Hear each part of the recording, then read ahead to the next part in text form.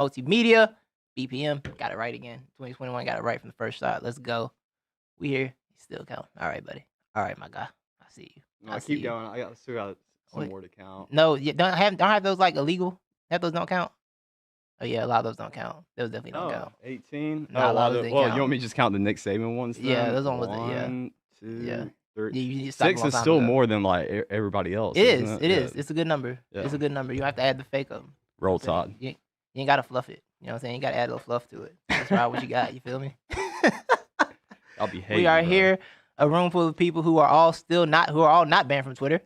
Yeah. Everybody can't say that. We're here, Levi. 2021, bro. What's popping, dog? Oh, what's popping? Yeah, man. How was the rest of your 2020? It was cool, I guess. That's I don't good. know. How was your 2020? Mine was dope, bro. Yeah. The rest of mine, I got a car, got a whip now. Oh yeah, that's right. That's right. Yes, sir. Congrats on the whip. Thank you. Got a whip. What else am I doing? I fell in love with 2010s music again. 2010s and actually 2000s to 2010s rap. Mm-hmm. I realized that I didn't appreciate Shoulder Lean properly in its time. Shoulder Lean is one of the greatest songs to have ever been recorded. Why didn't you? I feel like that song got overplayed. You no, couldn't play that song song's been enough underplayed back in the day. It's been underplayed. Oh, okay. It should be played more. Yeah. Yeah, that song is so incredible. It's funny. The rapping that Young Dro displayed on that track is Yes. is deeply underappreciated. Yeah. Because we was just like, oh, it's the South. All they doing is dancing. Yeah. Nah, Dro was rapping on that thing. That man said they think I'm pimping in linen and salamander sandals. The imagery, salamander sandals. I don't know what color that is, but it sounds so dope. I'm stuck on the linen. What kind of linen? What kind of linen? Exactly. That's how real the imagery was, bro. I'm thinking bed sheets. Whenever you say I'm rocking linen, I'm thinking you just rocking a bed sheet. You're he going could have been. Ghost. He had salamander sandals on. Yeah. It's one of the greatest songs to ever be recorded. You know what I'm saying? I listened to a 2010s station this morning. I got Sirius free for 6 months with my car. Yeah. So I got Sirius XM free. I was like, cool. So I had like a 2010 station on. Up Down, like by T-Pain and B.O.B. came on. I was like, wow, I forgot about this track. Yeah. I think the 2010 is gonna be where I stay at for a little bit. You know what you're missing though with that? What's that? You're missing the bulk of the value that comes with it. The music videos. The music videos were. You cannot beat 2000s. Maybe 2010s. We'll throw 2010s in there, but you can't beat early 2000s rap videos, especially those that came out of Atlanta. That is a fact. Yes, they were so beautiful. Yeah, me and the boys. Shoot, lately within the past month or two, we've had some nights or whatever where we've gotten bored, get on the YouTube and just start pulling up old 2000s rap music videos. It's a lot of classics. Yeah, it's a lot of classics. Do your Chain Hang Low? Chain Hang Low was fire. Yeah, that was fire. My favorite thing was like R&B videos because the song really wouldn't match the video. Well, it was always raining. It'd be raining, or somebody would be like halfway getting a car accident on the way to see somebody else. Oh yeah, like they love that lane. Yeah. Like the car accident lane, that was their favorite thing in the world. Somebody dying and you singing to them. Well, the car accidents usually due to the rain. Yeah. That's true. That's true. Yeah. Or somebody outside, like looking at them looking at the person they're singing to on a date with somebody else, like outside the store window. Yeah. It's just singing their heart out. Sounds like any early Chris Brown, Usher music video. Chris Brown videos used to be fun too. Oh, Kiss Kiss. Kiss Kiss is a classic. Yeah. That's a whole. I think I went through like a week straight while listening to that song again, like last year. Really? Yeah, that's all. I was like, damn, this song is really fire. This song is really fire. Good morning to the commenters. Talk back to us. You talk to us, we talk back. So good morning to everybody out there. Leave a comment. Like, if you haven't subscribed to the channel, go ahead and subscribe. Please hit that button, click the like, share the link, everything, all that good stuff. You know what I'm saying? Get it all out there. You got anything else popping, bro? Subscribe to that YouTube. Oh, hit that bell for notifications. Yeah, tap the bell icon. That's right. Yeah. That's what they say. And comment. Like that video too. Facebook. I just said all that, right? Share that video. Okay. I just want to reiterate it. And I'm sorry when you said it, my mind. I was like, oh yeah. Chat. What's popping is the elderly, and by elderly I mean those in their 40s and 50s. Sorry, whoa. Clay. Yeah. Disrespect. The disrespect. Well, we got two guys in their 40s still playing quarterback, and they are moving on to the second round. They both won their wild card games. Tom Brady and Drew Brees. One of them a little more limber than the other. Yes, exactly. Yeah. What's crazy is do you notice how Tom Brady, we probably don't even need to discuss this because it's just so obvious, and I think we've talked about it so much, but Tom Brady just looks so much different than Drew Brees, Roethlisberger, Phillip Rivers, it's just crazy how well taken care of he is. Yeah, I mean, we have a fake doctor. Yeah, it helps a lot. Yeah. When you got gypsy juice in you. That's what you call it. Yeah, that's what we go with for sure. But the other reason why the elderly are popping is because I'm not even going to attempt to pronounce his name, but there is a Japanese soccer player plays in the J League over there in Japan. He just turned 53 years old and signed the contract extension. An extension? Yeah. He made his debut in 1986, 1 year before Messi was born. Wow. Yeah, man, it's 53. He does not look 53 either. I mean, I don't know if y'all can see that. They can't. Yeah, they can't at all. Yeah. My third in. But go look him up. Just type in 53-year-old soccer player. Interesting. That's elderly. Thank you to the elderly. You and the elderly is wild. I'm just going to keep running with that. Ever since I called people in their 30s old, I think. When Miss Christina hears that, boy, you're going to be dead. Yeah. I'm going to watch, too. I ain't going to help you. Can I say, I got something else that's what's popping. And I've been meaning to do this for about like a month or two now. Clay can correct me on the timeline, but Clay is popping. Butler Productions Multimedia, did I say that right? Yes, is popping. Absolutely. What was y'all's latest jingle y'all just got? I think I saw that on social media. Didn't y'all just sell it, or y'all got a jingle on a show? Oh, yeah. I know that was a couple months ago, I think, when y'all posted that. Yeah, it wasn't a jingle. It was music in Super Nanny. Super Nanny. Okay, yeah. So I got some in. Jason got some music in, and Kelton Hunt. Oh, okay. Yeah. So Clay, Jason, Kelton, the crew, shout out to y'all. How many jingles now have you, or how many TV shows or movies have you gotten your music in? Last check, we're somewhere around like 86. 86? 86 different programs. Wow. What's the one you're most proud of? Don't mess up no bags. Sorry. Clay said he's got his music in 86 programs. Don't mess up no bags saying what you're most proud of. And I don't know the exact number of episodes, but I think we've got almost every single episode of Love and Hip Hop. Wait, what? You're in Love and Hip Hop? Yeah. Word? Actually, we're the transition cue, like the one where like they introduced the play-ons and Say playoffs. word. Yeah. That was mine. I went through a Love and Hip Hop like YouTube phase where I just watch. See, think about me and Love and Hip Hop. I don't want to watch the whole show. With any reality show, I don't watch the whole show. I want to watch the compilations of all the arguments and the toxic stuff. I don't want to see nobody happy. I want to see all the toxic fighting. Who got a drink thrown on them? That's what I be watching. I've never watched the show. Really? I was just about to ask, have you gone back and watched the show? The only reason that I know it's like one of the, like I played it for some guys at the college when I was doing a talk there. Yeah. And they're like, I remember that cue. That's the one that, Oh, really? They play it in like every single episode. Nah, I've never watched it. Huh. That's crazy. Yeah. Yeah, I'm going to pay more attention now. But I've gotten them fortunate enough to get the main title themes for Married to Jonas and Totally Clueless. Totally Clueless is MTV. Oh, Married okay. to Jonas was like 2012 when Nick Jonas got married. Oh, I remember that. I'm not sure if we knew y'all. Did we know y'all in 2012? Yeah, we did. Just barely. Yeah, just barely. But I think that was one of the first things I knew you by or whatever. My mom going, hey, turn on the show or whatever. Like, Mr. Clay's got a jingle. And I was like, oh, that guy's legit. So, yeah. So if you got a show out there on YouTube or something, and you need some jingles for it, you ain't got a jingle guy. Yeah, hit and you got money. Media. Yeah, we do podcast intros, all that stuff like that. We just finished up recently. We did all the IDs and jingles for a station in the UK, Big Hits Radio UK. Nice. Oh, wow. Nice. So, come through international with it. That's what's popping. Paul Boyd show. Shout out to Paul Boyd in Northern Ireland. Yeah, hit him up. You know what I'm saying? We're international with it around here. Yeah. You know what I'm saying? We get it all. So yeah. Well, that's what's popping. That's definitely popping. Butler Productions Multimedia. Absolutely. Appreciate the shout out, man. Oh, no problem. Yeah, I'm sorry. I have been meaning. I don't know why it just popped into my head, but I saw that about like 2 months ago, and I was like, oh, I need to throw that out there. So yeah, that's what's popping. Yes, sir. Well, Levi, what is flopping? What's flopping?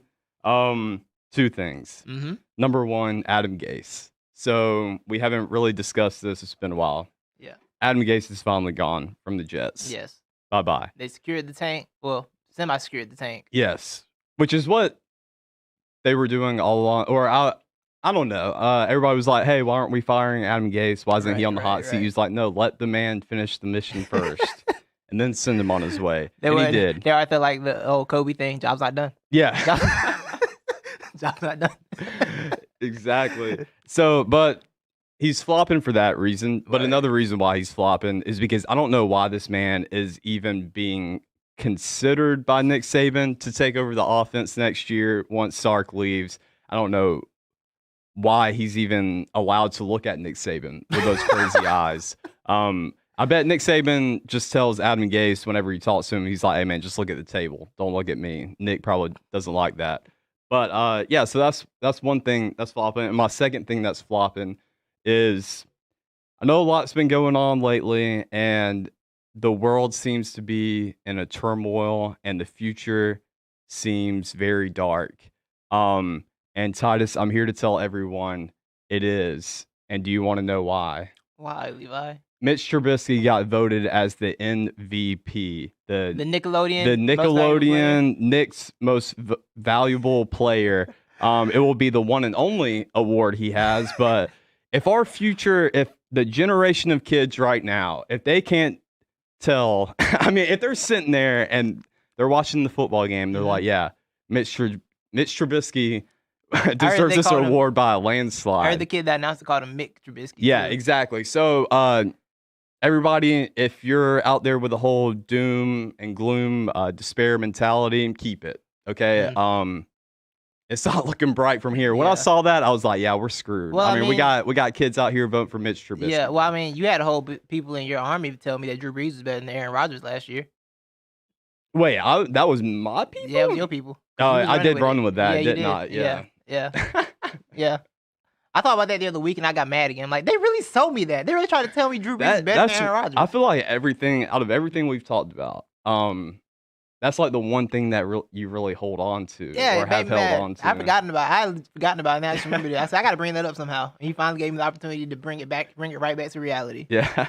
Drew Brees. So, yeah, that's what's flopping. What's flopping. What's flopping with you? Well, my what's flopping and I'm not the expert on the same thing, so I got to hold off on my what's flopping. Oh. Yeah. You want me to give you another what's flopping? Yeah, throw it over here. Let's see. For our viewers out there, no, it is not December 15th, 2020. Time did not go backwards. The date's wrong. And if you're on YouTube, it's also not January 14th. Yeah. 2021. So it's cool. They'll know. I'll lend you a what's flopping. Thank you. Shoulders. That's me holding on my yeah, hands. Here you go. Flopping. Here's a dangly shoulder for you. Here's a flopping in the breeze shoulder. Trey Sermon got the Colt McCoy treatment last night. Yeah, he did. So y'all get out there, do a bunch of shoulder presses if you're going to play Alabama. Messed get up. Those shoulders Messed up what y'all do. Yeah, it really is. So now that segues right into the next topic. Levi, the national championship took place last night. Yes. The Alabama Crimson Tide defeated the Ohio State Buckeyes.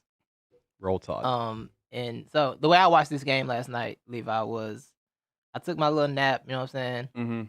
I woke up and it was like 8, it was about close to 9 o'clock, I think. Mm-hmm. And I saw it was like a 1-score game. I was like, okay, cool. I'm going to come back a little later though. Right? So I said, I'll see why it looks a little later. I dozed off for another like 10 minutes, I guess. And all of a sudden it was 35-17. I said, oh, okay, cool. I'll just stay asleep. There's no need for me to get out of bed for this. And then, I woke up, checked the final score, 52-24. I said, okay, cool. I made the right decision. Mm-hmm. So that was my experience watching the national championship game. Yeah. I watched the rest of it this morning. I think we did a podcast on it last week, little pre-show podcast talking about it. I think you thought it might be close. Yeah. And then towards the end of the week, I think I texted you, Ohio State's going to get smoked. Mm-hmm.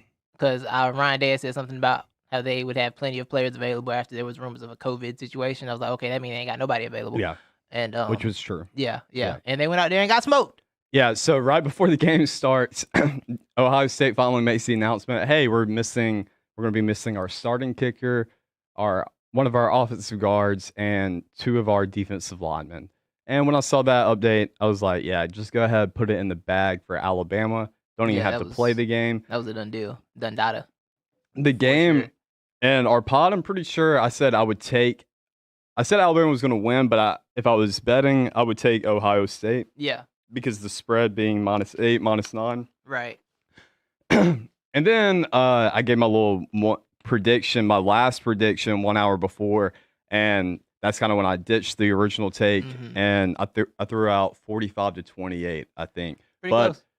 Yeah, it was a dominant performance by Alabama. I mean, it was like a competitive quarter and a half.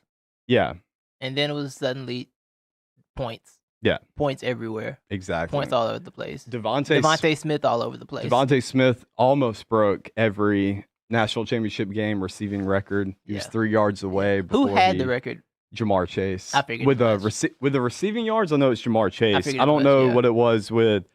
He may not have broken receiving record. Yeah.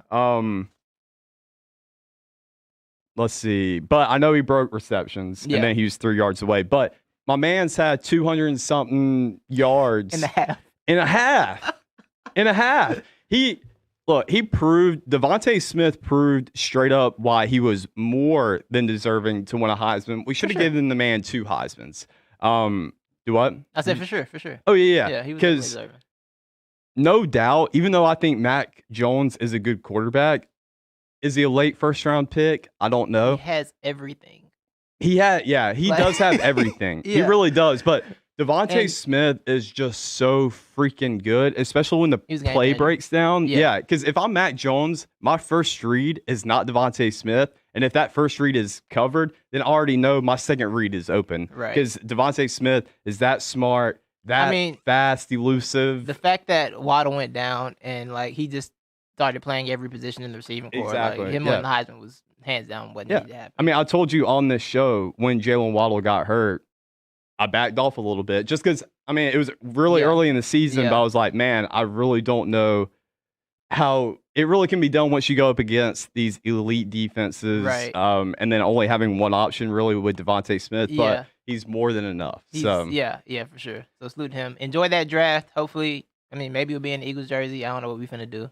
Yeah. I don't know if I want to put that pain in your life, Devontae, because I mean, you are Jamar Chase got to go through it. One of y'all got to go through it. Oh, well, you are Chase got to go through it. I think he's going to end up going to the Dolphins. You think he's going that high? He's going 3? Well, it depends. I think the Dolphins going to have that pick. That's the real question. Do what? Are Dolphins going to have that pick, or some things going to happen? Do you want to talk about that right now? Some things might happen.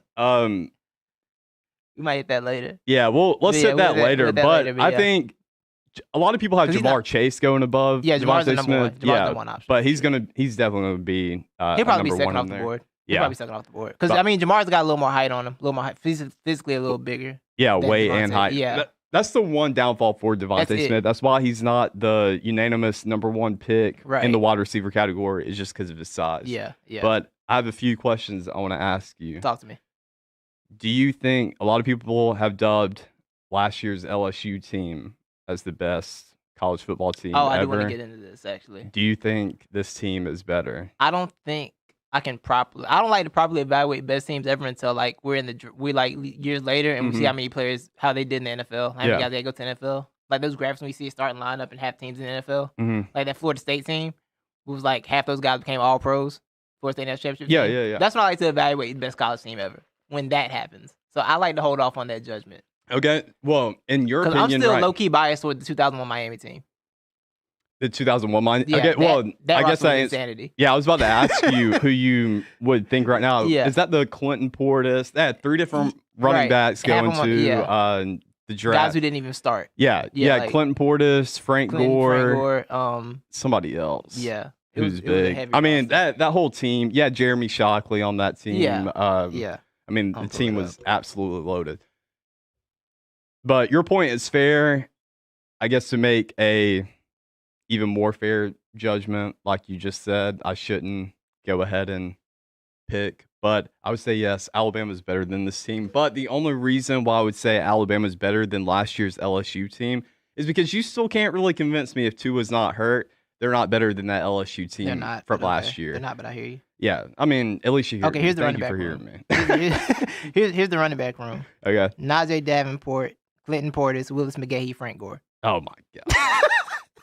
Embarrassment of riches. Look at that. What's that wide receiver core? The wide receiver core is just Andre Johnson, basically. What's that linebacking core? Let's see. Or secondary? Jonathan Vilma. Yeah. DJ Williams, Ed Reed, Sean Taylor was Ed Reed's backup. Mm-hmm. That's how insane it was. Entree Roll, Phillip Buchanan, like that team that's insanity. That team was set. Yeah, and Ken Dorsey running the show. Ken Dorsey, yes, and Brian McKinney, who never gave up a sack in college. Yeah, like not one sack, not a single. That's so insane to not ever give up a sack. Mm-hmm. It's just it confuses me. Like nobody ever. Not even on accident. Mm-hmm. Like, nah, just never gave up a sack. Yeah, that's crazy. That is ridiculous. I feel like Alabama had a guy like, or he may be the only one. I feel like Alabama had a guy like that. Maybe Leatherwood, actually, from this year. I don't think he's let up a sack. Yeah. But that may have changed throughout the course of the year. Yeah. Is Justin Fields your second best QB?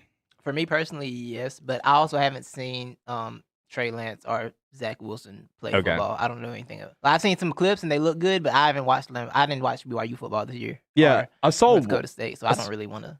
I saw one projection of all these mock drafts. Yeah. I saw Zach Wilson in place of where you think Justin Fields would be for the Falcons. Yeah. Yeah. So I haven't watched him that much except for a little bit that BYU has been on TV, and I've stopped at it. But if you go back and look at his numbers, though, they're absolutely ridiculous. So I don't know how to judge it either. Right. But it's weird. I feel like Fields is kind of getting the Lamar Jackson thing where it's like, yeah, this guy's been projected to be a top, but we're just going to push him down a little bit. Mm-hmm. It's like once draft time comes around, it's going to put these other guys above him a little bit, which is kind of weird, but also could be good because he might land in a better spot. Mm-hmm. Like Lamar landed with the Ravens, and the Ravens did what they need to do to put the right team around him. So maybe Justin Fields end up in that situation. Yeah. Because I was talking to Josh yesterday. Josh is very intrigued by Fields falling to Pittsburgh. Which would be interesting. I don't know. I don't think he's falling that far, but that's pretty far for him you have to trade fall. up. I think they traded up last year, so they probably trade up again to get him. But he could. Maybe he drops a few spots and lands with a good team.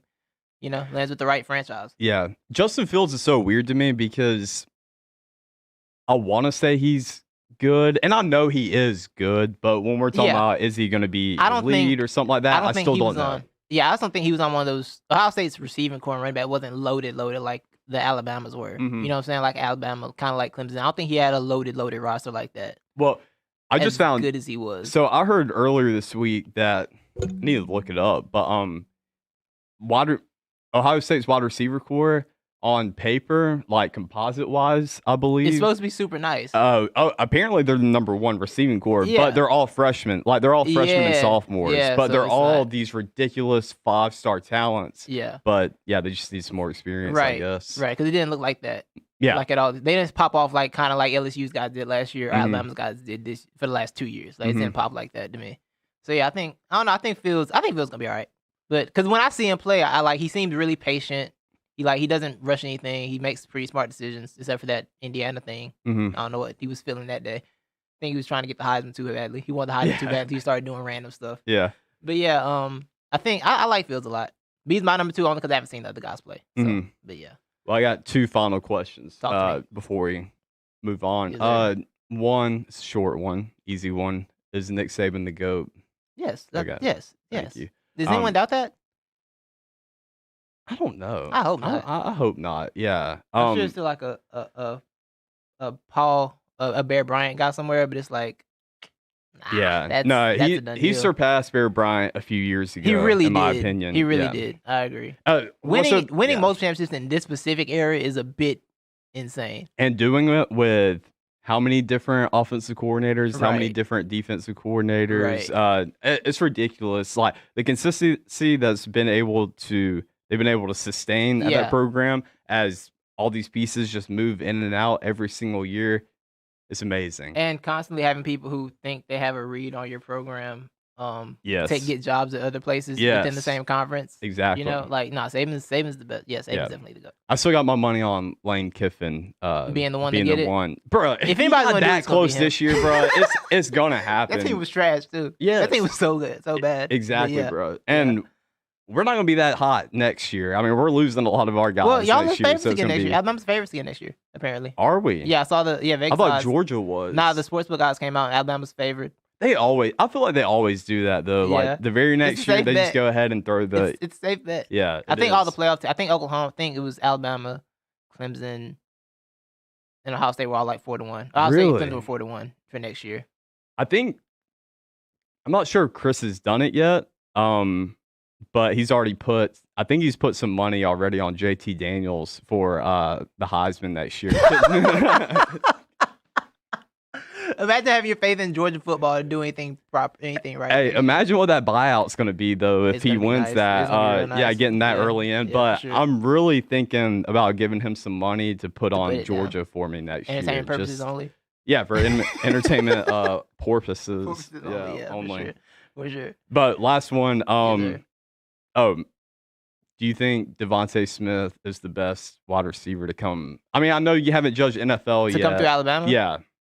You got Julio. I ain't gonna lie. I'm still biased towards Julio. I'm still Julio biased. Because Julio's out there. Julio didn't have these quarterbacks. Julio he was out there with the McElroy in there. Yeah. He was out there with them dudes. Julio set the trend, of course. And I absolutely love Julio. He is incomparable, really. Right. Except for if you're going to throw out a DK Metcalf, just like a physical specimen. Freaks, you can't. I mean, he's going to do whatever he wants to. The Calvin Johnson type field. Exactly, but it's just the lack of touchdowns that get me, and it's been the critical drops too that Julio's had. But all the Alabama guys do that for some reason. Amari has too, man. Yeah, Amari does it. Ridley does it a little bit. Well, I feel like with Ridley and Julio, they always getting those balls thrown at them. Like, it's the Falcons. We're just going to throw the ball. Get it. Yeah, exactly. So you got a lot more opportunities to catch. I mean, to drop it. Right, right. Yeah, I don't know. NFL-wise, I don't know. But I think collegiately, Devontae Smith's got to be the best. Yeah. He did so much this year. Yeah. I'm not going to be mad at it and argue against it. And I'm very confident in if Devontae Smith isn't on that team this year or got hurt, they're losing a game somewhere in there. Yeah. I see that. Roll Tide. Nick Saban's the GOAT. Take it, Auburn fans. Inject it. Kill yourselves with it. I don't care. They got that Boise State dude coming for you. Exactly. We got Harsin and the Broncos. Yeah, that guy. And Mike Bobo coming. You know Mike Bobo? They hired Bobo? Yeah. Bobo OC and... People still hiring Bobo? Yeah. That's hilarious. Yeah, Bobo getting passed around like a Bobo keep a job. Joint at Woodstock. Bobo keeps a job. He does. He's like the Brian Schottenheimer of college. Yeah. Like just bad but keeps getting hired. Dude, my high school football coach Bobo. He was in high school. Speaking of bad coaches, you see Gene Chizik try to say that he coached 5 first-round quarterbacks? No, did he really? He tried to say that. Who? He was defense coordinator for like 3 of them. For like 4 of them, I think. At where? Probably, I don't know, he's been a coordinator, and then he was head coach at Auburn, so he got Cam, but I think the rest of them I saw he was defense coordinator. He wasn't head coach. Iowa State. Yeah, he wasn't head coach anywhere. So it was really funny. I laughed a lot at that. Yeah. But we can keep moving. We're gonna get to the headlines. We got headlines. Let me blast this out real quick, and then I will get to them. I got headlines for you, Levi. Go ahead. I'm sorry, I'm blasting the link out. Share the link, y'all. Let everybody know what's going on. Let your people know. All right, headlines. We are starting right here. Bye, Dougie, bye. Doug Peterson has been fired by the Philadelphia Eagles after 5 seasons. R.I.P. Yes. I've been thinking about this a lot, Levi. Mm-hmm. You know, I was advocating for a full house cleaning in Philadelphia. Mm-hmm. And I was thinking today that I haven't been really grateful. I haven't expressed my gratitude for Doug Peterson a lot on this program because of this year, you know what I'm saying? And I was thinking, how do you say goodbye to a man who won you your franchise's first Super Bowl, who got you to a place you didn't know you would get to, like, who let you see that it was possible to win the Super Bowl, who came out and said, this is the new normal here in Philadelphia after winning said Super Bowl. Being a filthy liar, basically, because he said that and it hadn't happened. But how do you say goodbye to someone who brought you so much joy with his bold play calling, his aggressive style, revamping an offense, turning a team around in 2 years that Chip Kelly tried to ruin? And you say, bye, Doug. Enjoy your next job. Bye. Out of the Eagles. Out of the Eagles. To get further into this though, honestly, Levi, Doug, I will always appreciate Doug because Doug is a part of one of the best moments of my Eagles fandom. The best moment of my Eagles fandom, actually. He's a part of that. So I always appreciate that for him. But I think this whole divorce is gonna get really messy because some report came out yesterday he was sick of being told what to do. Apparently. Oh. Yeah. I mean, no one told you to. You weren't as the play caller that terrible offense on. What you mad about that for? Anyway, but he was talking to him and Jeffrey Lurie had a meeting and it came out Sunday. This has been in the works since Sunday basically because Lurie they were like, oh yeah, it's his position in firm. It's gonna see what happens in this meeting with Lurie and see how Lurie comes out. What Lurie comes out thinking and feeling about it. Doug apparently wanted to promote some people in house. It leaked out he wanted to promote people in house because they were gonna fire him. So he wanted to promote like Press Taylor, who's the passing game coordinator. The passing game coordinator, for this offense. Yeah, there is no pass game. To offensive coordinator. And move someone else, a defensive coach to defense coordinator because Jim Schwartz was hired. So he wanted to do a bunch of in-house stuff. Like, Doug, the in-house stuff has been terrible. Wait, where's Schwartz at? Schwartz is retired on hiatus, taking a year off, something like that. Okay. We don't know what he's doing yet. Okay. But Doug basically, the decisions he was going to make were not decisions that would keep this franchise going. And I don't think it's all on Doug. I've said plenty of times on this show, I'm pretty sure, there's plenty of blame to go around in this organization, right? Howie's taking some blame. The homie, Howie's taking blame. Wentz has to take blame. Everybody has, there's some blame. There's plenty of blame to go around this organization. But these decisions, here it is. Jeff McClain said he wanted to promote Press Taylor to offensive coordinator. His suggestions were also had Andrew Bryant moving from pass game analyst to QB's coach, promoting Matt Burke from defensive line coach to defense coordinator, or bringing in ex-DB's coach Corey Unlin back as DC. These are people who have been there already and it hasn't worked. Are there and it hasn't worked out. This doesn't make any logical sense. It makes no sense. The part of me thinks he was just ready to get out of here. Because bringing that's what you bring to your big meeting about your job. It's like, yeah, I want to bring people from this 4-11 team. People need, you know what you need when you go 4-11? Promotions. People need promotions. That'll get everything turned around. Yeah. So he had to go. If that's his idea, he had to go. He just did. Because I don't think he wants to hear outside voices. So I think he did want to go. I think he did too. Yeah. And good for him. Go to the Jets and be with Joe Douglas. Have fun with that, buddy. Do you have any opinions on the Doug firing? Perfect timing? I don't know. Worst timing? I don't know. Super weird timing. Yeah, right? weird. The coaching hiring season has started. Yeah. And you're a week late. I think it was Doug just... I think Doug lost all the confidence in himself. Yeah. And he was just screaming for help, didn't know how to get out. Yeah, so he had to self-sabotage. That's kind of going around, lost confidence. Yeah. Wentz lost confidence. Doug lost confidence. Howie, no one has confidence in Howie except for Jeffrey Lurie. Yeah. That's the other thing I need to watch is Lurie defends Howie Roseman like I defend Russell Westbrook. Okay. And it's not healthy. But it's worse because would you like to know how many Pro Bowlers Howie Roseman's drafted in the last 7 years? How many? 1. Oh. 1 in 7. Yes. Who was it? Carson. Oh. That's it. Only Pro Bowler he's drafted. The only one. Yeah, do the cam. Just fall out of the chair. Yeah, exactly. Exactly.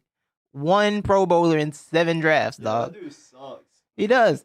And Jeffrey's out here like, I feel like we've had a lot of success. Success with what? The man's drafted 12 wide receivers and they're all terrible. Yeah. He hadn't picked a good wide receiver yet.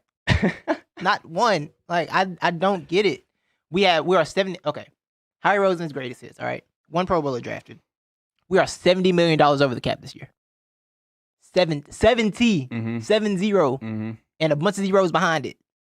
$70 million over the cap this next season. And Howie somehow going to keep his job because he's been good at this. Yeah. And I respect Jeffrey Lurie because he has gotten this team to about 7 NFC championships. All right. That's cool. It's been 1 in the last 12 years, though, buddy. 1. We won that one, thank God. But, it's been 1. I'm just... things got to change. Everybody has to go. You got to clean house, man. At a certain point, you got to clean house. So it's a lot of Arthur Blank vibes here.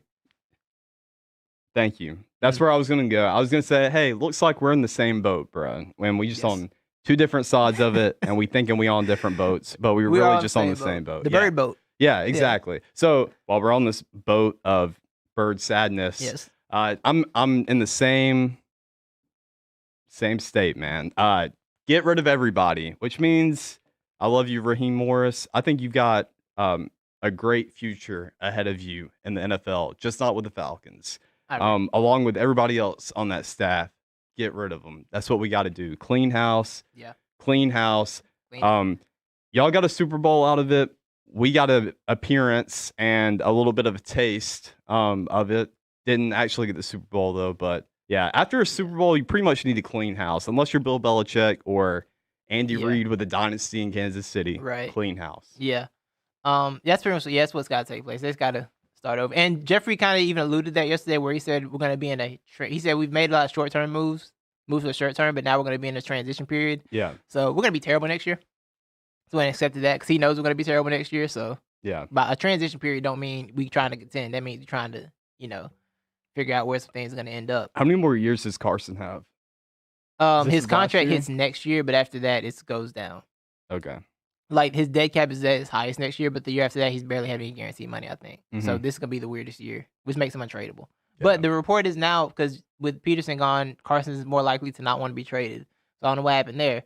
The man only, played you half the season when you probably should have missed a few weeks earlier. But, I don't know. It's going to be a mess. It's going to get really messy when all these leaks come out from Doug Peterson's side of things. Mm-hmm. That's when it's going to get really interesting. We're going to see how that goes. Yeah. Because right now, the Eagles are in control of the leaks. Because you don't leak who he was trying to hire unless you're about to fire him, right? Mm-hmm. Like, you got to have the justification out there. Like, look, this man tried to promote these people. Be mad at him. And we're all like, thank you for telling me this because, it makes it a lot easier on me too. Yeah, bye. So, next headline. That was all you had? Yeah, that's all I got. Cool. Next headline. The coaching carousel. Levi, former Falcons coach Dan Quinn has agreed to become the Dallas Cowboys defense coordinator. Yeah. What you think about that? Great hire. It really is. Yeah, I like that hire. I like the hire a lot. Can I just go ahead and say I got Dallas winning the NFC East next year? We ain't winning it. We're in a transition period. And I don't think Washington and the Giants are going to make that big of a leap in between. Right. They're the most talented team in that god-awful division. The most underwhelming team in that god-awful division. There's no excuse for why they've been playing like they have and why they have the record they have. Besides Dak getting hurt, I understand that. But great hire.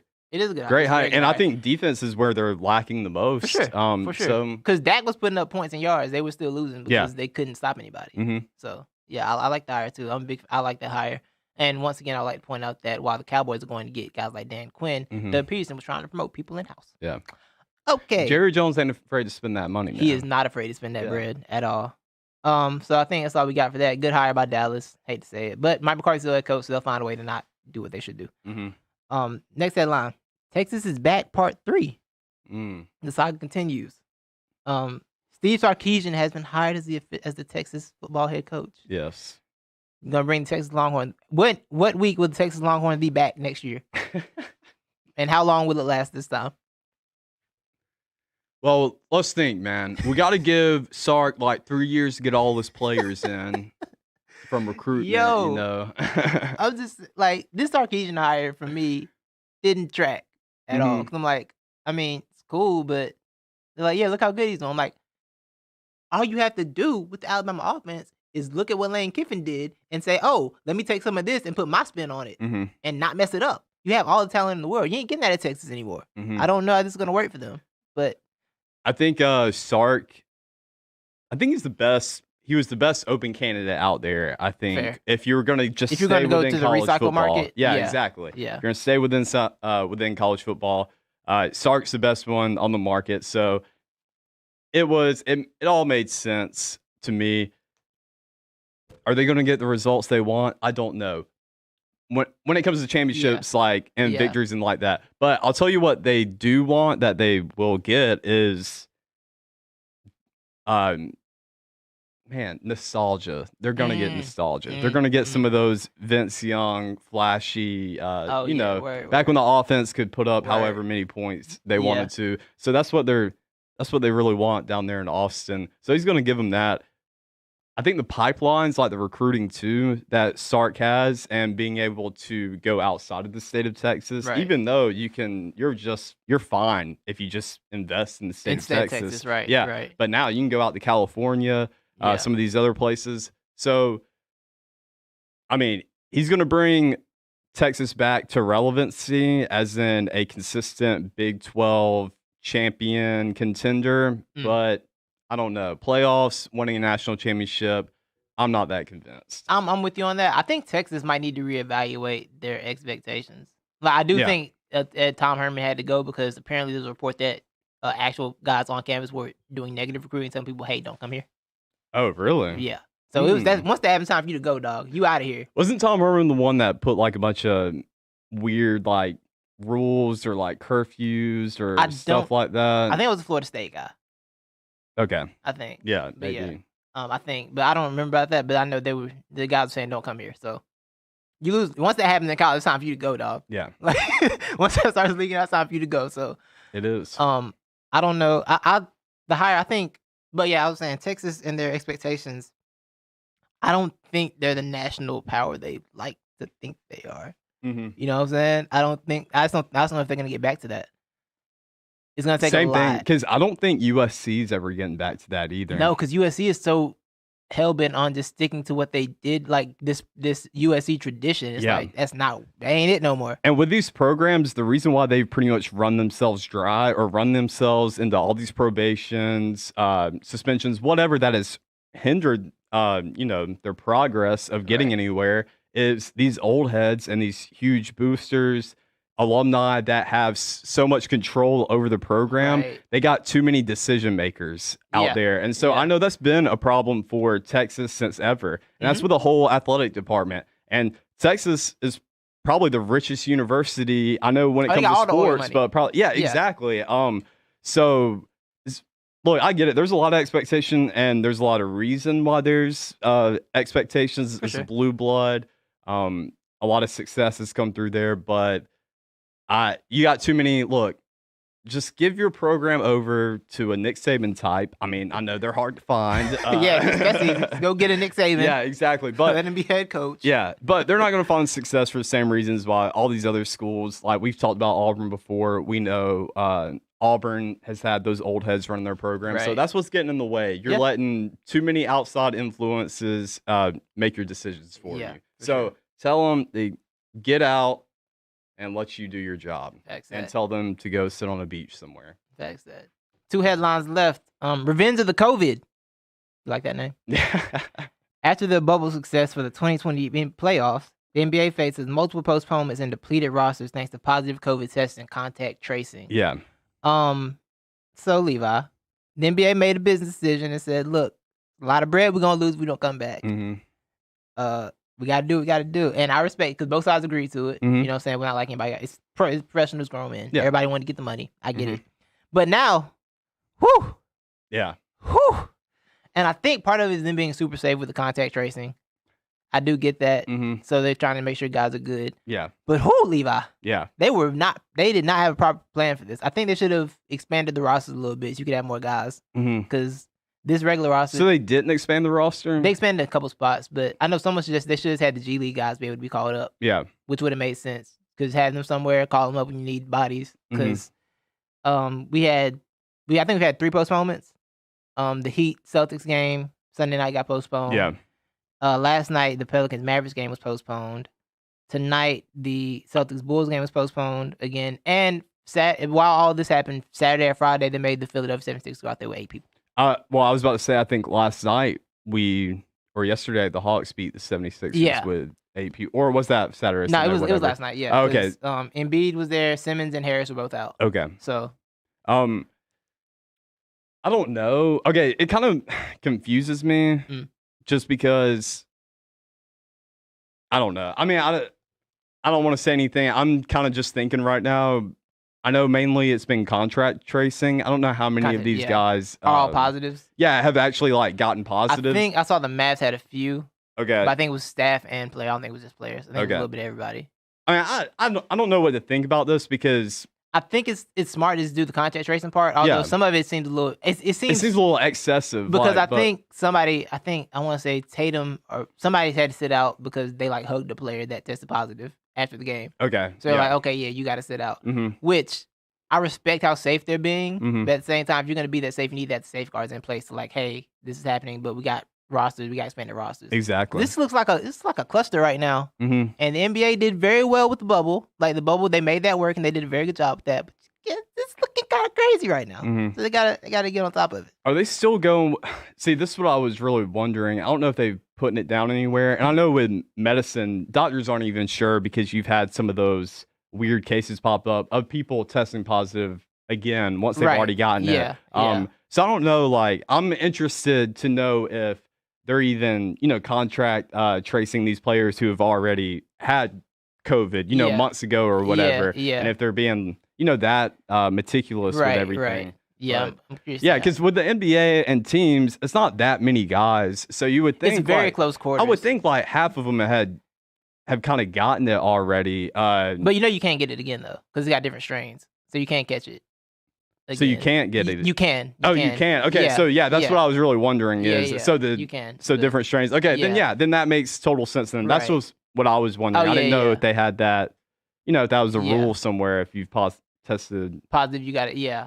I think they'll get it together. They probably have a meeting because they kind of rushed everything back. Everything got thrown off of them when they tried to come back in December. They rushed a lot back, but I think they'll work something out. I think they're having a big governors meeting today to talk about some stuff. So we'll see what goes down with that. But yeah, they've been attacked by COVID. Said, "All right, you got us in the first half." Not gonna lie, but we coming for you. Yeah, COVID came back.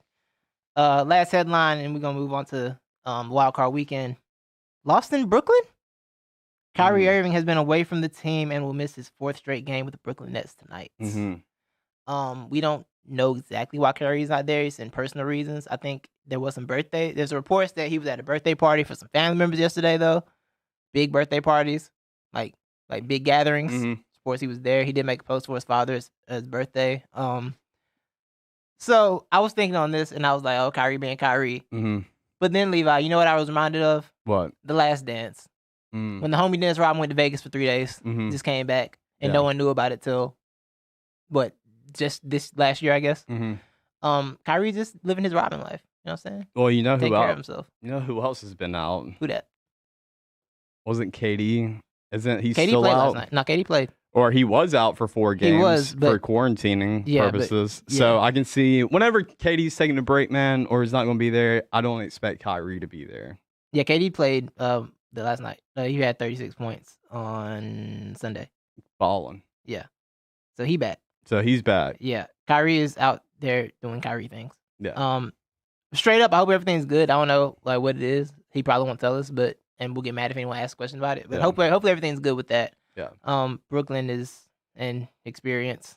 He just may be in his feelings a little bit. Yeah. I wish y'all the best. Trying to play defense with that roster, by the way. Good luck with God, that defense is so bad. It's It's ugly. It's so dark. Brooklyn, they definitely got to make a few moves before I can give them the ring. Yeah.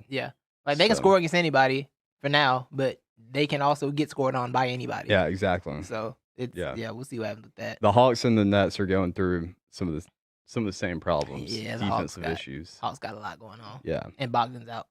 Yeah. His knee. So that's going well. Things are going well in Atlanta. Is he out for the season? I think it's up in the air, but a fraction knee. I feel like that's gonna be. I feel like it might be a season. Yeah. Season, or like maybe if the playoffs happen, maybe if the Hawks get in the playoffs, maybe he'll be back for like late in that. Maybe that's about it though. I don't see it. Yeah. Yeah. Good for John Collins though. He can get some more touches maybe. Trade size basketball. On to Wild Card Weekend. Levi, the first thing I want to say is the NFL tried to call this Super Wild Card Weekend, and I'm just not doing that. Yeah, it's really weird. It's a stupid title. Yeah. Super Wild. Well, super because, super size. They threw another. Yeah, they threw a couple more teams in there, but exactly. Nah. Yeah. Super. Nah, I hated that title. It was too many words. Wild Card Weekend was lit. Do you want to put the picks up here? Yeah, you can. Pick record up here? Yeah. Okay. Well, you want to put the second one. I think it's the second slide. Okay. It's the wild card. So, yeah, me and Titus made our picks. Go on our Instagram at NTE Podcast. Also, follow all of our socials because we're rolling something out this week, and you'll need to know about it. But anyways, there it is. We picked games. We went 3-3. We had some different people. Titus had Pittsburgh beating the Browns. Yeah. So I got that one over him, but I had the Titans beating the Ravens, and he had the Ravens, so he got that one over me.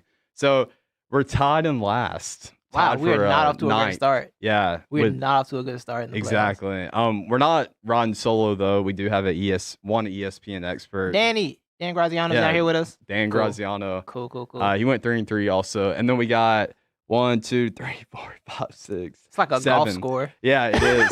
We got 7 people tied for second T7. at 4 and 2. And then we have the lone number 1 spot. Damien Woody. Damien Woody's cooking everybody right now. He is. What game did he miss? Do you know? I put you on the spot. I'm sorry. I know he got the Browns right. Okay. I want to say he picked the Titans over the Ravens. Yeah. I may be wrong on that. And Titans Ravens was conflicting. Let's start there. Titans Ravens. Okay. Yeah. You want to start there? Yeah, we can start there. That game was conflicting for me during the week, as you can hear if you heard the NFL show with Josh that we did this week. Subscribe to the podcast if you didn't hear that and you would have known it existed.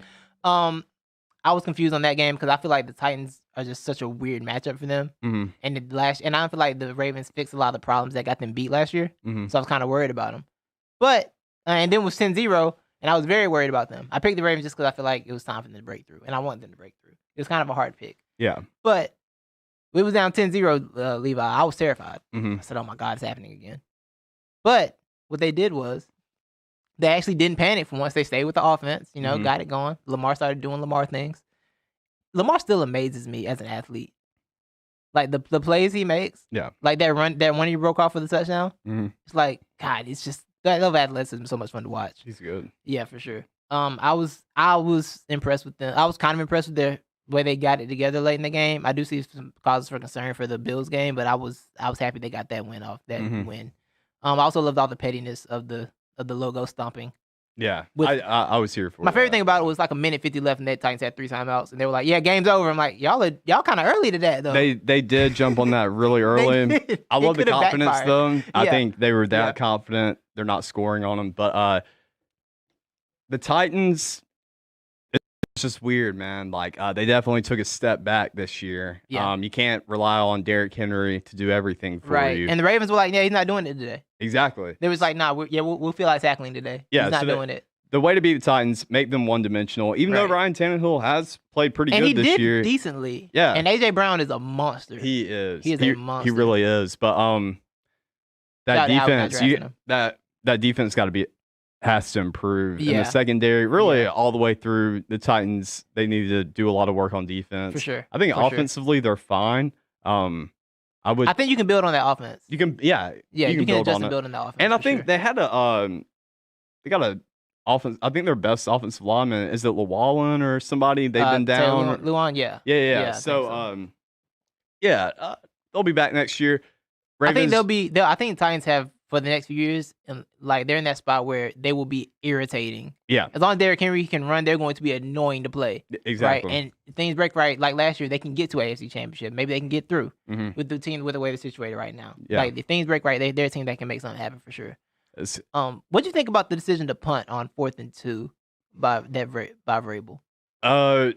When was this? It was in the late. game? I think it was in the 4th, like with like a little, maybe 2-3 minutes left. I think. Oh yeah. Okay. Yeah. I think it made because they were just outside field goal range. Yeah. That's the thing. Just outside field goal range. It was at like 30 something, to 33, and outside field goal range. He decided to punt instead of like settle for a 25-yard punt. I think that's like trying to do. That's how low his confidence was in his defense. I think. I mean, that's the only way I can explain it. Yeah. He wanted to push him. It was a super weird decision. Because if I got 4th and 2, I don't care if Derrick Henry got 1 yard per carry. I'm gonna take a chance on it, stop him. When Derrick Henry falls over, he already gets you 2 yards. I'm saying that's all you needed. I don't know. That is a weird. Yeah, it was a really weird decision. I don't know why. I was busy while I was watching that. Yeah. Multitasking, of course. So I didn't really, I don't know, get hung up on that. I just kind of took it as really Derrick Henry really wasn't getting crap out there. He wasn't, and he was pissed off. And I don't think they wanted to put Lamar Jackson with short yards. Yeah, exactly, with short yardage, and you're definitely not going to stop him then. So give your defense a little bit breathing room. Yeah. So I don't.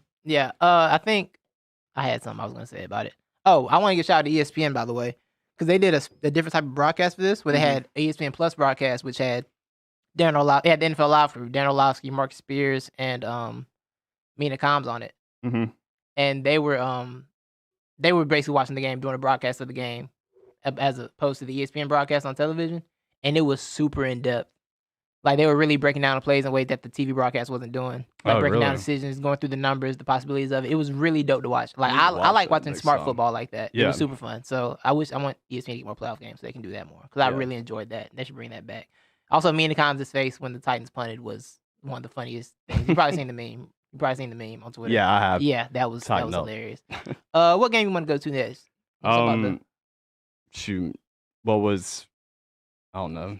I'm gonna run through. The Bucs game was. I mean, they won. Like it was expected. Taylor Heineke has gotten him a career for the next 10 years, though. Shout out to him. He secured the bag. You secured the bag, Taylor. He really did. Saints Bucks, the Saints Bears game, the Nickelodeon game, which I didn't watch, but I'm really intrigued by the fact that it was on Nickelodeon. I wish I did watch it. Which that wasn't the first time Nickelodeon's had a game. It wasn't. No, I don't know why. It was the first time they've had a playoff game, but I'm pretty sure they've had Super Bowls on Nickelodeon before. Huh. I want to say that's right. Oh, they had simulcast with Super Bowls? That actually sounds like something I remember, actually. Yeah. I just didn't watch it, but I'm pretty sure they have simulcast. I think you're right about that. But this is the first time they went all in on the whole kid experience. With the slime. Yeah. The Bucks. Whatever. Saints beat the Bucks. I'm trying to get through all the fun games. You mean Saints beat the Bears? Saints beat the Bears. Sorry. I'm trying to get to all the slander fest. Oh, Seattle Rams. Speaking of slander. Yeah. Who Seattle? That is not a good team. And it's also Russ Cook, they said. It's also, I don't think it's coached that well either. No, it's not. And it's strange to say that Pete Carroll. I feel like 2 Super Bowls get you a lot of credibility going to 2 Super Bowls. But I don't know. Pete's kind of lost it lately. Yeah. Someone on Reddit, on NFL Reddit, said that Pete Carroll's kind of had a Mike McCarthy type run since the last Super Bowl, and I was like, good God, that is accurate. Yeah, it is. It's not been good. I like the fact that they don't have an offensive line and they're still running streaks. With Aaron Donald just destroying Russ all the time. Yep. And Russ fell off hard in the second half of the season. I don't know what happened with him, but he fell off really hard. That's an unimpressive game. They lost to the emergency quarterback. How many times did they throw the ball in that game? Let me look it up. How many times did they run the ball? Because I feel like every time I watch the Seahawks, ever since everybody started saying, let Russ cook, I never once saw a running back for the Seahawks carry that ball. The problem is, I don't think Chris Carson is like that. No, they need help. Right? When you got Chris Carson, Rashad Penny, who's the other guy they throw in there? They're not that good. They're not that. Yeah, they're not the Marshall. That's another organization that needs to burn it down. Like, Russ threw it 27 times, but that doesn't include how many times he got sacked. Yeah, I was about to say how many times you run and get sacked. He got sacked 5 times, and he ran it 4 times. He had 4 carries, 50 yards. 9, so 36. Yeah, 36 pass attempts, pretty much. Yeah. It's so weird. It's really weird, but I think you're right. Blow it up. And the Rams, too, are the most bipolar team of this year or ever. I don't know if they're good or not. I don't know. I've been they lost to the Jets, bro. Yeah. The Jets beat them. Who are they playing, though? Green Bay next week? Yeah, I got Green. Let's just go ahead and put it on the record. I am intrigued by the defense because Aaron Donald is a freak. He is. He's a freak. But isn't that O-line pretty good for Green Bay? They're much better. Yeah. But the defense, I mean, they got Ramsey out there. Ramsey and Devontae Adams are going to be really fun. So I think they have a strange kind of matchup with the Packers where they could give them some issues. But maybe. You got to go Lambeau, but, too. Yeah, you got to go to Lambeau. And also, Matt LaFleur right now, I got to say, he's better coach Pete Carroll at the moment. Matt LaFleur is good. He and Aaron got it together. Yeah. So, can I say something real quick? Yeah, I'm sorry. And Aaron Jones Aaron Jones can run the ball as well. So yeah. They have options on. Tell me how in the hell did you have Matt LaFleur and freaking Kyle Shanahan in your QB room at the same time and you don't retain either of them? Dude, it makes me pissed off, bro. I was riding down the road, and when I heard Matt Ryan on this throwback interview, and he was talking about all the Matts in the room on, they had Matt Bryant, Matt Bosher, Matt whatever, and then they got freaking, I was like, oh, LaFleur, Matt, wait, you're telling me Matt LaFleur was on that same staff with Kyle Shanahan, and we didn't bother to keep either of them? Nah, Kyle took Matt with him. Bro. Because Kyle took Matt with him when he left. Yeah, he did. You're right. You're right. They saying should have promoted. They should have offered Matt a promotion. What did I tell you, Titus, after we lost that Super Bowl? What did we do? I wish do we still have that episode? I hope so. I need you to go dig and try to find that, bro. Because for some reason, I just like to get it on SoundCloud every now and again and just see if I can find it. Yeah. I gotta see. But I swear, bro, I think I said it after we lost the Super Bowl. I said fire Dan Quinn and I think you did. Replace him with Kyle Shanahan. Don't let Kyle Shanahan go. That was the thing. We let both of them go. I'm sorry, I had to just get on that rant. I understand. Nah, I get it. It happens like that sometimes. Arthur Blank, bro. Like, if you think you got owner problems, I do too. We all got problems, right? So yeah, Colts, Bills. Phillip Rivers was down 3 with no timeouts. Oh my God, dude. Phillip Rivers. Of course he was down 3 with no timeouts. I think when God made Phillip Rivers, he threw that formula up on a chalkboard somewhere. Right. He's like, I want to make, you see this formula, Jesus? You see this, plus cosine -3 in a fourth quarter. I'm going to turn that into a human being. And then the conception of Phillip Rivers. It was so sad because Phillip can't go downfield, and you limited where he could throw the ball because you didn't have any timeouts. So he couldn't go over the middle. He said to go throw to the sideline. It was not working. Mm-hmm. It was going very badly. He can't throw to the sideline. He can't. He's too old. He couldn't even throw the Hail Mary to the end zone, bro. That's why you get Jacoby Brissett out there to throw. And they're like, nah, let Phillip get his last throw in. It's not going to work anyway. Mm-hmm. That was bad. That was sad. What? Who beat the Colts? I'm sorry. The Bills. Yeah, the Bills. The Bills are good, and I got a question for you. Talk to me. Everybody's been wanting to know. Yes. Is Josh Allen good? Levi, I said on the NFL podcast this week, I asked Josh the question. I said, is Josh Allen the most improved quarterback you have ever seen in your life? Mm-hmm. And he was like, I feel like he is. And I got to agree. I've never seen someone go from being so inaccurate to throwing dimes all the time now. Yeah. It's so weird. Mm-hmm. And I got to salute him because I was right about Josh Allen at first. And then Josh put the work in, and now I am wrong about Josh Allen. He has done incredible work. He's a good quarterback. It is what it is. I think a lot of people like you and the Levitards out there who've been down on him since the start. Y'all are the ones clenching on to the, I'm not going to say he's good yet. No, he's good. I got to say he's good. With Josh Allen, talking about the improvement. Yeah.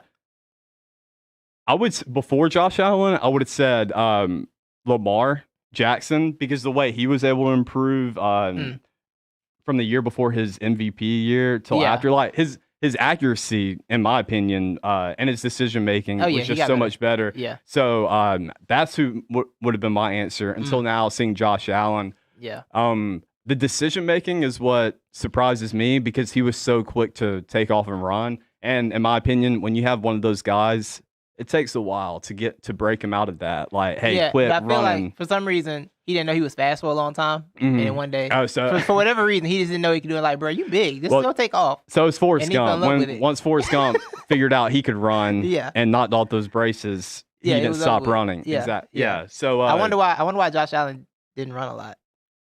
I wonder why. Can't put my finger on it. My finger why coach didn't have him running read options a lot in his career. Can't quite guess why. He's like, yeah, I bet you can't run. He's not. That quarterback's not a runner. You're not athletic. He's like, have you seen him run? No, but I can just tell. Right. I've been doing this for a while. But the only thing that does worry me, I still see a little bit of panic moments in him. Like when the pocket collapses, he does get a little panicky. Mm-hmm. But that team is so good, man. He's doing what he's got to do. Brian Daboll, Stephon Diggs. The addition of Stephon Diggs changed everything. Crazy. And what's great too is I love the addition of Cole Beasley last year. Sure. And he didn't make that big of a splash. I mean, he had a pretty decent year along with the Bills, but having Stephon Diggs come in and take over, be the sole number one guy, and then you got Cole on the slot getting underneath. Oh my God, you can't. Yeah, exactly. It's a great lineup. Them and the Ravens are going to be very, very interesting. It is going to be interesting. Very interesting. I mean, do you want to go ahead and make a little early prediction? This won't be your final, but we'll get deeper into it on the NFL show that comes out that we do this week. But I will. What up, Kazadi? I will say that I think I'm kind of leaning Bills right now. I'm leaning Bills in that game. Yeah, I'm leaning Bills too. Yeah, so defense. Well, right. Yeah, I think the defense can stop Lamar. Yeah. Here's the other thing. So let's get into the last game. Mm-hmm.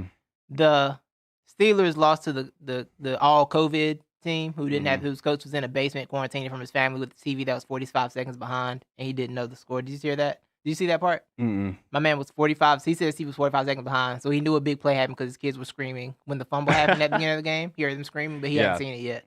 That is the worst when you're watching the same thing as someone else in the same house and your TV's behind. Yeah, it's so annoying. Yeah, so the Steelers came out here and got smoked by the all COVIDs, bro. Like, that was wild. Yeah. Mainly because the only reason I really picked the Steelers was because the Browns had so many COVID positives. And I'm like, okay, you just can't win. They ain't got the coach, they ain't got offensive line. You can't possibly Pittsburgh this game up. And boy, did they Pittsburgh it up. They did. The homie Ben was like, all right, we lost the first snap. I'm going to just throw these picks. It was like he turned on all pro and interceptions slider was on 100. Yep. Every time he threw the ball, it was getting snatched. That was ugly. Big Ben went. That was so ugly. Yeah. And then Pittsburgh coaches got confused because they put Derek Watt on like a 3rd and short, which Josh told me Derek Watt hadn't had a carry like all year. Really? Yeah, he had like very few carries like all season, and they put him in on 3rd and short. I'm so glad you mentioned the coaches looking confused because I documented it, Titus. The first time I think I saw an expression of surprise on Mike Tomlin's face was after Big Ben, I think, threw his 3rd interception. I think Mike, you can see it in his eyes. It was like, oh, I don't know how we're going to get back from this one, boys. So Mike Tomlin, the man who's never surprised by anything, I think was finally surprised for the first time. We have a gold comment. Because I just said, Watt privilege. Yo, that's how you do it. Watt privilege is great. Yeah. That is all-star. That's all-star level. So yeah, that was bad. You know what it reminded me of though? Yeah. The time Pittsburgh got smoked by Blake Bortles in the playoffs, where they like got down by a lot. Oh, by Jack. Yeah. Yeah, they got down by a lot, and then they tried to get it together and put a bunch of points, but it was too late because you already gave up, 35 points, bottom 35 before you decided to start scoring. Ben's stat line was ridiculous. If you just erase that little 4 in the interception column. Ben really had a me on Madden game. Yeah. Like, it was really me on Madden. Let's look at this. 47 for 58. 47 for 68, 501 yards, 4 touchdowns, 4 picks. What in the Big 12 Patrick Mahomes sexy football? Like, that was wild. For Pittsburgh, I think the Ben era is over, right? Like, yeah, it's over. One way or the other, you got to go ahead and let that. Yeah, you go and let that end. Dead and gone. Yeah. The Bills and the Chiefs. The Browns and the Chiefs next week. Yeah. Levi. Mm-hmm. Now, you said something profound before in our last show, I think, and you said that if the Browns made the playoffs, it would show us that 2021 is going to be like 2020. Oh, I don't know if y'all have seen The World, but the Browns made the playoffs. We're waiting for Baker Mayfield to see his shadow. That's been kind of crazy. Waiting for Baker to see his shadow. Things been kind of crazy ever since the Browns made the playoffs. Yeah. And now they're going to Kansas City, and I'm not convinced they're going to lose. Mm-hmm. I'm not convinced they lose. So you accused me on this pick because I went Browns. You accused me of pulling the I'm just going to go opposite of Titus. Yes. And even though that accusation, wasn't completely ridiculous, it was wrong because the measurement I pulled out my tool bag and went to all my game picking measurements and decided to go with the who's hungrier scale.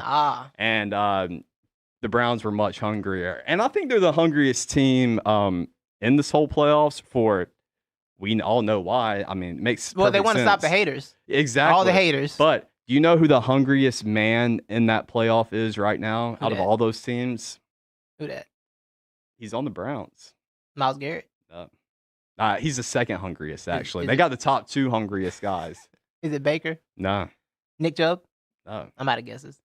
Dude, it's not. Who's the man who could have had a ring already? Oh, Kareem Hunt? I'm glad you brought that up. Some Browns person, I think it was the Browns, or I don't know if it was, somebody tweeted yesterday that Kareem Hunt gets a chance to go against a team that gave up on him. Like, I don't think that's how that went, bro. It wasn't really they gave up on him. It was hey, yo, you did what to who? Okay, you got to go. Like, it wasn't spinning that into the Chiefs gave up on Kareem Hunt is a wild spin cycle. I love that. I love when That is insane. I love when guys take the defensive like that, or people, people just throw that out there, man. Like, yeah, man, they just quit on him. Like, whoa, dude, he killed 3 people, man. The Browns did this, keep him to the curb. Jesus, keep him to the curb. That's not all how that went. That's not the story I saw. I'm not gonna. This sounds far-fetched. It's not, though, because it's how introspective and deep I am as not the expert. But when I saw Kareem Hunt run into that end zone, for some reason, I just had that flash in my head of Kareem Hunt, that video, and him saying, like, he made the worst mistake. Whatever he said, worst mistake ever in his life. Right. Like, and I really felt when all that stuff happened, and I think the majority of everyone out there, like, really felt bad for Kareem Hunt because that was the week of, like, after Kansas City won the Super Bowl or something like that. The drinking, So that stuck with me. I was like, this dude's going to get, if you put him. It really humanized him. Yeah. But I think if you put him on that stage, if you can get him back there, he's going to do it. It's going to get dark. Yeah. It'll get crazy. Yeah. It'll get really crazy. I mean. But yeah, Browns going to win the Super Bowl. All right. Well, you heard it here first. Browns win the Super Bowl. And the world's going to end as the whistle blows. Yeah. It's going to be a done deal. Yeah. A wrap. The whistle. Sure. Look. The Browns win the Super Bowl. The Independence Day alien ship going to be hovering over as the clock hits 0-0. Exactly. Like the big Independence Day alien ship is going to be right above us. Hey, and the Browns win that thing. I dropped that on my What's Poppin'. I got that too. We discovered it. Have you seen that? What's that? Oh, I mean, we got some more proof aliens are real. Oh, more of that? Yeah, they found a big old like rock formation. That looks like an Independence Day spaceship. It does not Independence Day. It's like one of those because it's really long. It looks like a battleship, but out in the and it looks like rock, but it's not really rock. And it's like some like materials we don't have access to as humans. Yeah, so okay, there it is. I mean, it's already the Browns. It's already happening. By the time it gets here, the Browns will have won the Super Bowl. So it's all in perfect timing, people. That's how it's going to happen. That's wild. Yeah. Well, that's going to wrap up Wild Card Weekend. I think. Look forward to the NFL. Look for the NFL show. Subscribe to the podcast, not the Express podcast feeds. You can get the NFL show and get our more in-depth divisional round talk, so you can see how we're gonna break down this divisional playoff situation that's coming this weekend. Can I just ask one more? Yes, sir. Just because it intrigues me so much right now. Quick snap decision: Saints or Bucks? Saints. That defensive line is so good. It is. It is so good, it is. and I said before, like, why aren't we talking about all these guys on the defensive line because they're so good? But I'm gonna go Bucks as my snap decision. But, I mean, you had the Bucks in you had the Bucks Super Bowl, and you're looking closer. Well, yeah, to the right I'm sticking. Yeah, I'm sticking to my. You look closer to right now. You did beat me on the division pick though. You had the Saints beating them or one in the division. I had. Bucks, It'd be very interesting. Beating a team 3 times is very difficult, but I feel like it's just a weird matchup for them. It's a really weird matchup. It is, and it's going to be one I think it's going to be one at the line of scrimmage with that defensive line. Yeah, so for sure. Getting the pressure on Tom Brady, they're one of the few teams that have successfully gotten consistent pressure on him. Right.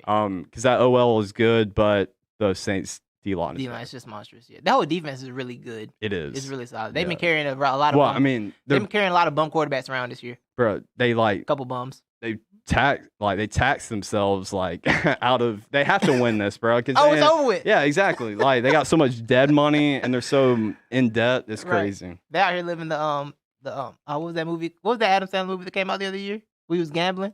Oh, Uncut Gems. Thank you, Caden. Caden, thank you, Caden. Shout out to Caden. Yes, sir. Uncut Gems. They are living Uncut Gems life. Where if this don't hit, somebody getting shot in the head. Yeah. Immediately. So they better hope. All right. So we'll go on to our experts of the week. You want me to kick it off? Yeah, you kick it off. All right. My expert of the week is going to be local. I'm going local with my expert and not the expert. I'm going to give a shout out to Callaway High School head coach Pete Wiggins. Local state champs, LaGrange state champs, brought a championship back to the city. Congratulations to you guys. Well done. Salute. Pete, come on the show anytime you want, man. You got an open invite. We'll have food for you. So we'll go. What's your expert of the week? My expert of the week. Well, expert of the week is Titus Majors. Go ahead and throw that graphic up there, Titus. Slideshow, the first one, right? Yeah, the first one. So, as y'all know, we did our Not the Experts versus ESPN NFL Experts primetime picks End of the regular season. Results are out, people. And your winner, sole first place, is Titus Majors. Titus went 29-11 on the year on his picks. 73% winning percentage. Titus, do you have any words you would like to share with the people? I just want to say that I couldn't have done it without my mind and the way that I think and see the game. I want to give a shout out to you, for help cultivating this mind that I have. Thank you. I want to give a shout out to all the greats that inspired me. The Mina Kimeses, the Dan Grazianos, the Dan Orlovskis, the Ken Fahey's, like all the greats, Bleeding Green Nation. What up? Look at my application. All the greats that, really inspired me to, make good picks. And I want to shout out the teams that made me look good by winning games because, I really, it's all a guessing game. I want to shout out all the teams that made me look good, especially early in the season when I had my nice hot streak going. Yeah. Because that's what really carried me throughout this whole thing. Yeah, it really did. Yeah, down the stretch, guys, it got dicey down the stretch. Yeah, I was rolling early on. I had a real Pittsburgh Steelers type run. Yeah. But we finished it off with the Super Bowl at the end. So shout out to y'all. That was fun. You did great too. Oh, thank you. We had a good picking year. Yeah, speaking of experts, go ahead, throw that up. Yeah. So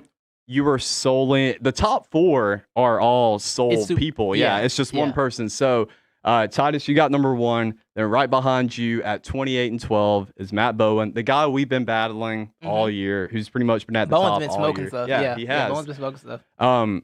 He got 70%. Then third place, the person who edged me out was Dan Graziano. Yeah. He went 27-13. Then I came in fourth, 26-14. And then that's where everybody else falls in after that. Yeah. Mina Kimes, Clay, Wickersham, they went 25-15. Shout out to Damian Woody, though. Yeah, he did good. He's picked a few less. Is that what happened? Yeah, he picked a lot less. Yeah. He went 24-12. But I mean, I couldn't, bump him up there because he missed a lot of games. He didn't have the volume. Yeah. Exactly. I want to get I'm gonna shout out to not picking the Bears ever next year. Yeah. Because 3 of my losses are because of the Bears. Well, two of my regular season losses. In there, yeah, 2 of my regular season losses. Yeah. I could have had single digit losses, but had to trust the Bears. Mm-hmm. That's the pick game, man. Yeah. You overthink a little bit sometimes. So shout out to the picking. Yeah. Thank you for that, bro. I appreciate it. You're welcome, man. Shout out to you for being an expert. Yes, sir. Yeah. Not the experts of the week. I'm also gonna stay local, my friend, and I'm gonna go with LaGrange Road and Infrastructure people. Because you've been on Commerce Avenue. Yeah. Did you get a memo that they was gonna take a whole lane away? No. Okay, I didn't either. Yeah. Let me tell you what I was doing one night. You gotta make like Facebook posts about that, people. Yeah, like I gotta do something. Send a letter out. Because that just one night it was just gone. So one night I had to slum it in your Crystal. My overnight shift. I had to slum it for some Crystal, right? I'm like, fine, I'm gonna go to Crystal. So I'm in the turn lane. I see the lights are new. I'm like, okay, cool, new lights, so that's nice. I turn. I'm like, where's the other lane at? Why am I in a turning lane right now? Why am I swerving out the turning lane right now? Oh, it's because you took a whole lane away from us and didn't give nobody no warning. And now it's one lane on that road, and it looks terrible. And traffic over there is going to be trying to turn there is going to be a nightmare. Turn on that road. So, actually, I think it was a good move. I don't think they did it. They implemented it the best way because, like you said, a lot of people were confused out there. Very confused. I sat there and lady freaking was sitting there at the green light and just sat there because she didn't think it was her light. She thought, she was going straight, but she was really in the turning lane. I'm like, oh, you got to turn. Exactly. But besides that, I think it does improve the traffic because where that traffic gets backed up is on Commerce. So yeah, they help disperse it a little bit. But yeah, you're right. I mean, it's causing people stupid out there. Yeah, I don't like it. I just didn't appreciate the change being sprung on me. It's been that way for years, and they all just changed and didn't tell nobody it was changing. Yeah. Y'all didn't put up a 1 lane sign. Y'all just did it. I just didn't appreciate it. Yeah. But yeah, so y'all get night experts this week, LaGrange. Infrastructure and road people. Mine not the expert of the week. It's Juju Smith-Schuster. Oh, Juju. His public imaging started out really well. He was just like that cool kid. It's easy to have a good public image when you're next to Antonio Brown. And he's going crazy. Well, yeah. But everybody knew Juju as the, the fun guy. The fun TikTok Twitch guy. He likes to play Madden. And you know what? He's still that. It's just he y'all is. Just don't like him no more. Well, I mean, and he said thing about he just Browns, talked a little too much. Yeah. Well, I mean, the whole dancing on the logos. But he brought those losses upon them. Yeah. He had done that all year. It just didn't matter till it mattered. Yeah. All of a sudden. Well, sometimes that's how it be. That is how it be. Don't matter till it matter. That's facts. Yeah. That's facts. But yeah, I mean, He gave them bulletin board material. Yeah. You don't do that, bro. You don't do that. My aunt said if the Browns win the Super Bowl, you got to wear some Browns gear on the show. I'll do that. I'm okay with that. Yeah, for sure. Yeah. For sure. I'm gonna come in here and dress like a baker. Boy, if the Browns win Super Bowl, I like that. If the Browns win Super Bowl, we're gonna go bake some apologies. Yeah. Some big apologies. Or I'll dress up in one of those poop emojis, and I'll be the Browns. Or I wear a dog mask. Yeah, that's true too. Yeah. So shout out to that. Did you give your Not the Expert just now? Yeah, Juju. Oh, that's right. Yeah, Juju. It's all right. Come back next year. Yeah. Final thing, Levi, you have NBA questions. Yes, I do. Well, really, I have two. Just two I wanted to end it out with. Are we going to do projections? When are we going to do projections? We'll get projections done when we get to the 10-game mark. Are we at the 10-game mark yet? I think we're past the 10-game mark. No, we're not at the 10-game mark yet. Oh, we're not yet? Oh, we're close to it. We're pretty close, I think. I think we're like there. Let me see. Because I think the Hawks are 5. Yeah, we're at the 10-game mark now. We are. Yeah. We'll say next week. 11. Yeah, next week. We'll get that done. Playoff projections. Yeah. Anyways, next week we'll literally only have NFL playoffs and that to talk about. So yeah, it'd be fill some show out. That's true, and we got to keep the whole picks thing going. We got to match up against somebody. Definitely. First, well, you know what? Let's just go one question because we've already gone long. Okay. But he became the youngest in league history to record a triple-double. LaMelo Ball. Young Melo. I want to throw this out here. Melo. Who's going to be the better Melo by the end of it all? Carmelo Anthony or LaMelo Ball? First off, the question is blasphemous, and it's clearly Carmelo Anthony. Okay. Carmelo Anthony is one of the greatest basketball players to play this game, and he will be respected as such. Ever mention Carmelo and LaMelo in the same breath again? How dare you? Okay. How dare you? Well, put that young did not bull go in his, anyway. In his presence. Okay. This is Carmelo. It's the Carmelo household over here. I see that. I mean, I'm a big Carmelo fan. I know, but he's gonna be. Yeah, I'm messing with you a little. I thought you were gonna ask who's gonna be better Ball brother. Facts, we already know it's gonna be Melo. Yeah, Facts. Only one Melo, and it's Carmelo Anthony. Facts, Kazadi. I think LaMelo Ball is gonna take over. No. Yeah. He can't even shoot. He's gonna be more decorated. He can't even shoot by the end of it. Boy, I can't even shoot yet. On my face. What did Prophet Ball say? He ain't even better. That's right. He ain't even better than Hoodie Melo. He not even better than Hoodie Melo. It's facts. Well, I mean, Hoodie Melo is the best of all the Melos. Yeah. He ain't got a hoodie. Yeah. The Melo from California. He don't even know what hoodies are. He got the sleeveless. Yeah. They rocking the hoodies out in Cali. The same ones that Hoodie Melo is. Don't count. Without the sleeves. Let's go, Carmelo. Carmelo Anthony for sure. LaMelo Ball. Carmelo helped Portland get that dub last night too. That was a fun game. Them in Toronto. Yeah. Got kind of crazy at the end. I didn't watch it. Boy, CJ McCollum got in his bag to end that game. Mm-hmm. He had like a go right, spin left, mid, and pull from the mid range to end the game. It was so pretty. I'm about to go back and look at CJ that. got a bag. All right, so now we'll get into our last segment. I'm not an expert, but and we'll get out of here. Levi, what you got? I'm not an expert, but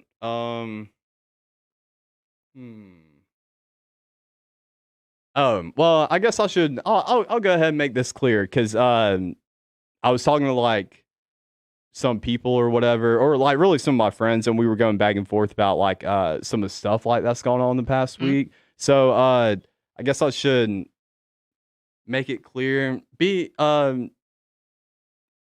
Like what happened last week was completely wrong. Like in my opinion, and I thought that was like clear to like I don't know. It was just like one of those. It's not as clear as it should be, right? Yeah, exactly. Like I don't know. I think a lot of people out there, like we kind of all just assume. Really, what my bigger thing is, we've gotten to the point where everybody already assumes like what someone is about or like what they think about a certain subject or believe in just because of like one thing that you could be associated with or. I don't know, like, I mean, it's just so many things like that we pin down to like people or whatever. Yeah. If you're one way, then you got to be this way type of thing. So mine's more of don't be afraid to talk to each other about like what your opinions are. Because I feel like that creates more division as that goes on. True. And you need to clarify because if not, you're just going to sit there and keep jumping to assumptions like what each person thinks. And you're just going to like drive yourself crazy and everybody else crazy. So yeah, if we have more of a dialogue with each other, I think we'll be a lot more understanding as like what we believe in and to like why everything that's been going on is going on. But Yeah, so just don't be afraid to voice your opinion. Do it appropriately, though. Do it with the right people. And don't do it on Facebook comments. Yeah. It's randoms. Once randoms get in Facebook comments, delete the comment to the DMs. Yeah, and do it with love. For sure. Yeah. Dialogue is real. So, yeah. I mean, I'll admit, I got into a spat with somebody who where does a spat rank on the argument scale? Yeah, that is good. What is spat? Yeah, where does spat rank? An altercation, a spat. Y'all got any opinions over back and forth? A mild disagreement. Spat is a mild disagreement. Well, this wasn't a spat. Then. This was a quarrel. This was okay. If this was on YouTube, it would have been labeled heated. Or if it was on YouTube. But I mean, okay, yeah. Because I said the spat is a 6.5 out of 10 on the scale on the argument scale. 6.5 out of 10. Sure, we can say that. It wasn't much of an argument. How about this? I'll just say this. Like, if it was on YouTube, it wouldn't be captured like such and such heated. It'd be all caps heated debate. That's how I do on YouTube. It would have been like. It would be Levi goes off on. Oh, okay. Okay, yeah. Okay, yeah. So, and it was, even though I'm not deleting the comment, and it was just, I let a lot of things build up over the years from like a certain person who I didn't think carries out correct dialogue or is a very fair person and likes to jump to a lot of assumptions and likes to paint people with a broad stroke. And did that and is kind of in a prominent position where a lot of people respect him. So I finally let it build up and then just went off on him. I mean, I think it was clever. I thought it was funny. But yeah, don't be me though. Don't do that. Don't go off on somebody. And don't let your anger build up like that. That's Reach out to him. Talk to him. So yeah. That was very sloppy, but that was. I understand. So the person that DM'd me about something I said, I will get back to you. It was like last week, but it was a long message. And I read it. I just didn't feel like responding. I get you. I get you though. I get you. I'm not an expert, but for the people that you can't have dialogue with, because there are some of those that exist. There are some people you can't talk to. Yeah. Get trained and get trained in all aspects of necessary training. I'm just saying, get certified with the hands and the weaponry, just in case, because they wilding out here. Oh yeah, they are. That is what I want to say. FBI already. Did you see that? Yeah, they had to take a pause on people buying handguns. They couldn't process all the background checks. Yeah. So stay blessed, stay positive, but also stay dangerous, just in case. That is my message to y'all. Everyone have a wonderful week. I like that. Stay blessed, stay positive, but also stay Yes, sir. Everyone have a wonderful week. Thank you to Butler Production Multimedia. Thank you to Caden. Shout out to you. Yeah, shout out to Caden. You good people, bro. Thank everybody. Who's gonna win? Tom Brady or Drew Brees? Caden.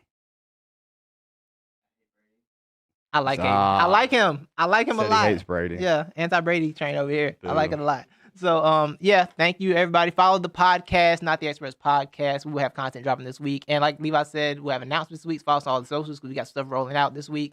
If you don't roll out this week, still follow us anyway. It's rolling out this week. It's rolling out this week, though. It's guaranteed. You heard it. Week. So it's happening. I've made a lot of stupid promises out there to you people and said a lot of things we're going to get done, but it's happening this week. It's going down this week. So be on the lookout for that and everything else we got coming. We got big plans for 2021. Thank you all. Have a nice week. See you later. Peace.